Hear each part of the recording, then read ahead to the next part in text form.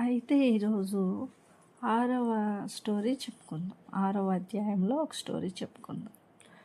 ఓం నమ పార్వతీపతియే హర హర మహాదేవ శంభో శంకర. ఓం నమ శివాయ. ఓం నమ శివాయ. ఇది కార్తీక పురాణం 6వ అధ్యాయం అన్నమాట. ఇందులో ఒక చిన్న కథ ఏంటంటే దీపదానం గురించి మనం తెలుసుకోవచ్చు.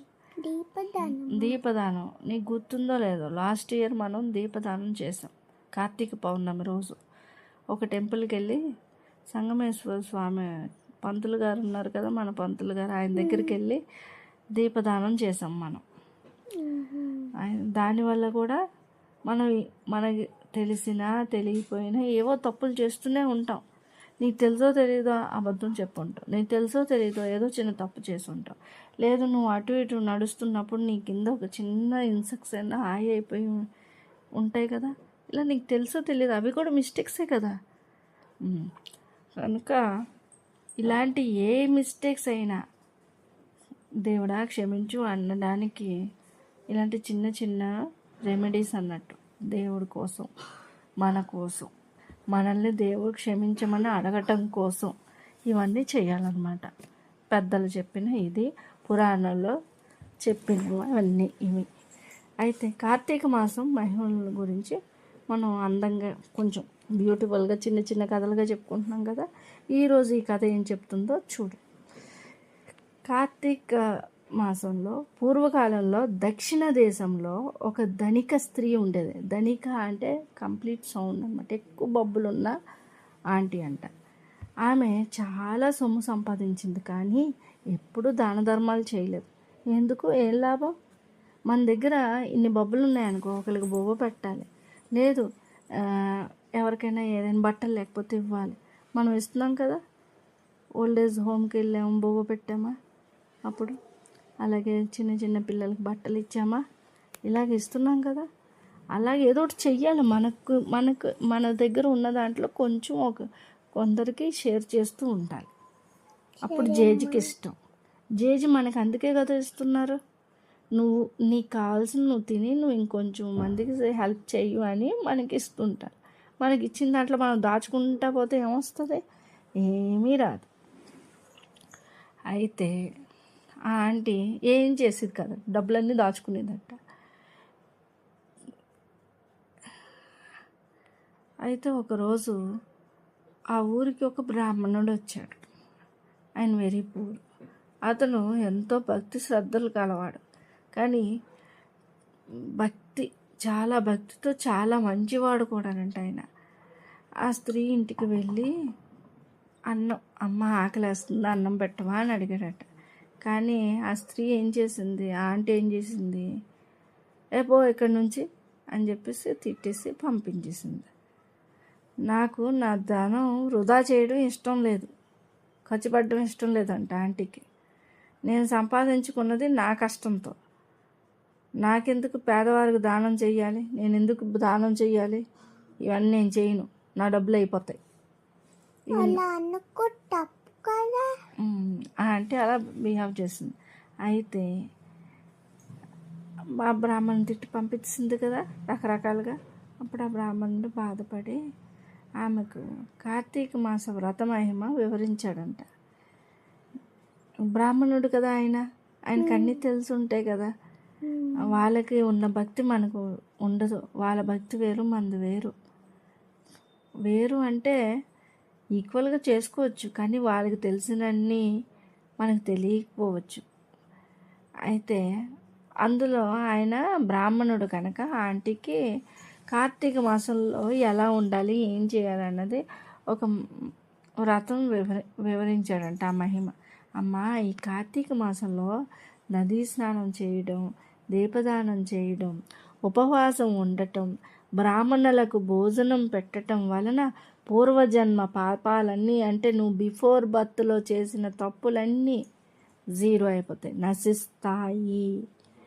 ఈ చిన్న దానమైన విశ్వేశ్వరుడికి ఇష్టం అవుతుంది. నువ్వు చేసే చిన్న దానం, విశ్వేశ్వరుడు అంటే శివయ్యే, విశ్వానికి ఈశ్వరుడు, ఈ విశ్వమంతా ఆయనే. అర్థమైందా?